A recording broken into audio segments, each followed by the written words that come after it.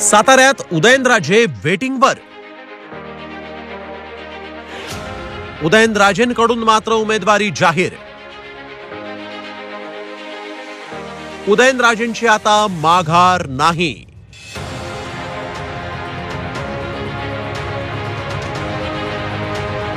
सातारा एकेकाळची मराठ्यांची राजधानी, राष्ट्रवादी काँग्रेसचा अभैद बालेकिल्ला.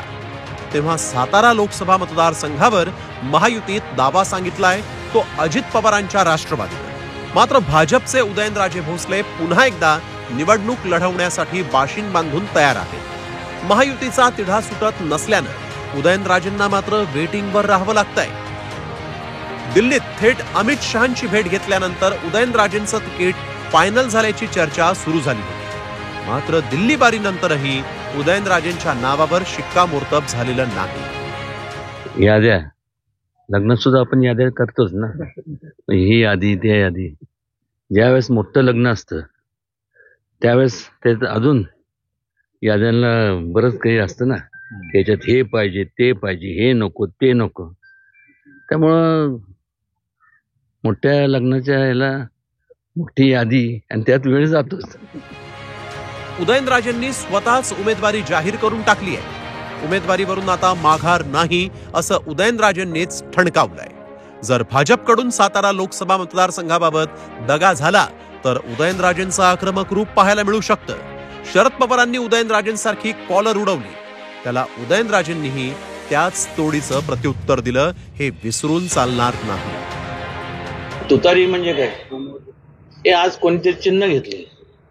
पूर्वीच्या काळापासून आमच्या वाड्यात तुतारी असायचेच. कुठेही आपण लग्नाला गेलो तर तुतारी असतेच. सातारा लोकसभा मतदारसंघातला महायुतीचा तिढा अजूनही सुटलेला नसल्यानं इच्छुकांचीही भाऊगर्दी दिसून येते. उमेदवारी मिळण्याच्या आशेनं त्यांचीही धाकधूक वाढली.